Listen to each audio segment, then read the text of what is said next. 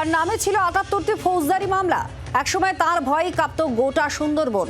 সমাজের মূল স্রোতে ফেরার পর এখন মানব সেবায় ব্রতী হয়েছেন। স্থাপন করেছেন কালী মন্দির। সুন্দরবনের গোকুল ডাকাতের ডেরায় জি ২৪ ঘন্টা।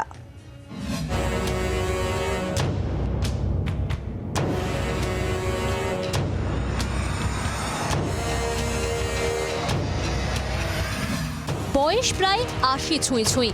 স্ত্রী, ছেলে, নাতি নাতনিদের নিয়ে সংসার। দিব্যি কাটছে দক্ষিণ ২৪ পরগনার কুলতলির বাসিন্দা গোকুল নস্করের শেষ জীবন। কিন্তু তিনি একসময় ছিলেন গোটা সুন্দরবনের ত্রাস। প্রায় ৫ দশক আগে তার নামে কাঁপতেন এখানকার বাসিন্দারা, কারণ তিনি ছিলেন ডাকাত। গোকুল ডাকাত নামে তাকে চিনতেন সকলে।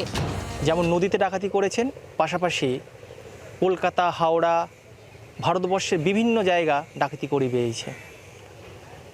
দলে ছিল ১২ জন, আর কাছে থাকতো বন্দুক, বোম, গ্রেনেড মতন অস্ত্র। বাড়িতে বাড়িতে গিয়ে যখন ডাকাতি করতেন, সেই সমস্ত সোনা যেগুলো পেতেন, সেই সোনাগুলো নিয়ে বড় বাজারে সোনার দোকানে বিক্রি করে দিতেন। কোথায় ডাকাতি করতেন? হাওড়া, হুগলি, বর্ধমান। এখানকার থেকে বাইরেও কি যেতেন, মানে দেশের বাইরে? দেশের বাইরে বলতে বাইরে, ওই মানে বাংলাদেশে? না, বাংলাদেশ যায়নি, উড়িষ্যা ফুড়িষ্যা যায়নি। আচ্ছা। যা করি বাংলা ভারতবর্ষের ভিতরে। এলাকায় কান পাতলে শোনা যায় একদা তার ভয়ে বাঘে হরিণে এক ঘাটে জল খেত। সেই সময় এমন একটা দিন যায়নি যখন তার খোঁজে গ্রামে পুলিশ আসেনি। অতিষ্ঠ হয়ে স্ত্রী তাকে পুলিশের হাতে তুলে দেন। গোকুল নস্করের বিরুদ্ধে ছিল ৭৮টি ফৌজদারি মামলা। দীর্ঘদিন তার ঠিকানা ছিল জেলের ৪ দেওয়াল। বর্তমানে মামলা থেকে বেকসুর খালাস পেয়েছেন। তারপরে সমাজের মূল স্রোতে ফিরেছেন। মানুষের সেবাই এখন তার কাজ। একটি কালী মন্দিরও স্থাপন করেছেন তিনি।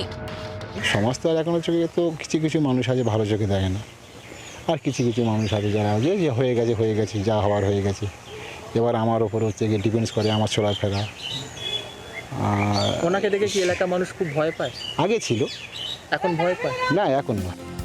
জয়নগর থানা তৎকালীন ওসির সাহায্যে সমাজের মূল স্রোতে ফিরেছেন গোকুল নস্কর।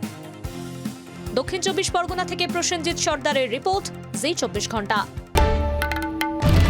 বাংলার আওয়াজ, বাঙালির আবেগ, জি ২৪ ঘন্টা।